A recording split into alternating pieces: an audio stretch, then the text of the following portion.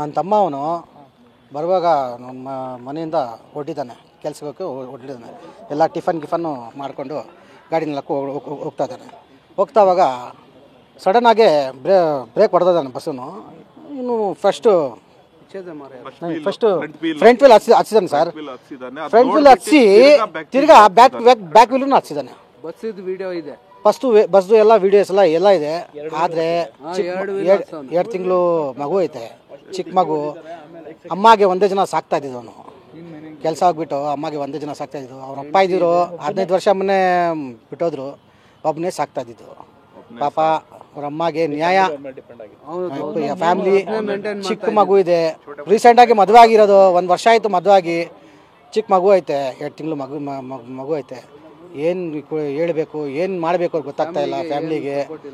ಮನೆಗೆ ಹೋದರೆ ಒಂದು ಮಶಾಣ ಥರ ಈ ಥರ ಆಗ್ತಾಯಿದೆ. ನಮಗೆ ನ್ಯಾಯ ಕೊಡಿಸ್ಬೇಕು ಈ BMT ಬಸ್ ಅವ್ರಿಗೆ. ಇದಕ್ಕೆ ಏನಾದ್ರು ಮಾಡಿ ವ್ಯವಸ್ಥೆ ಮಾಡಿ. ನೀವು ತುಂಬ ರಾಶ್ ಡ್ರೈವಿಂಗ್ ಸರ್.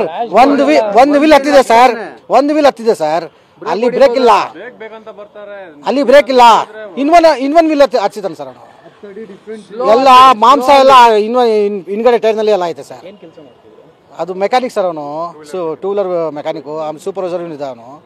BTMನಲ್ಲಿ ಡೈಲಿ ಹೋಗೋದು ಬರೋದು, ಅದೇ ರೋಡ್ನಲ್ಲಿ ಓಡೋದು. ಅಪ್ಪ ಅವ್ರ ಅಮ್ಮಗೆ ಏನು ಹೇಳಬೇಕು ನಾವು. ಇವಾಗ ಹೋಗಿದೆ ಜೀವ, ಗೊತ್ತಾಗ್ತಲ್ಲ ಏನಾಗಿ ಮಾಡೋದು ಗೊತ್ತಾಗ್ತಲ್ಲ ಸರ್. ಮೊಹಮ್ಮದ್ ಸುಹೀಮ್ ಅಂತ ನನ್ನ ಹೆಸರು. ಸ್ವಲ್ಪ ನೋಡಿಬಿಟ್ಟು ಕಂಪ್ಲೇಂಟ್ ಎಲ್ಲ ಕೊಟ್ಟಿದ್ದೀವಿ. ದಯವಿಟ್ಟು ನಮ್ಮ ಅಣ್ಣ ಇದ್ದಾರೆ, ಎಲ್ಲ ನೋಡಿಬಿಟ್ಟು ನಮಗೆ ನ್ಯಾಯ ಕೊಡಿಸ್ಬೇಕು ಅಷ್ಟೇ. ನ್ಯಾಯ ಸರ್. ಮೊಹಮ್ಮದ್ ಸುಹೀಮ್ ಅಂತ ಸರ್.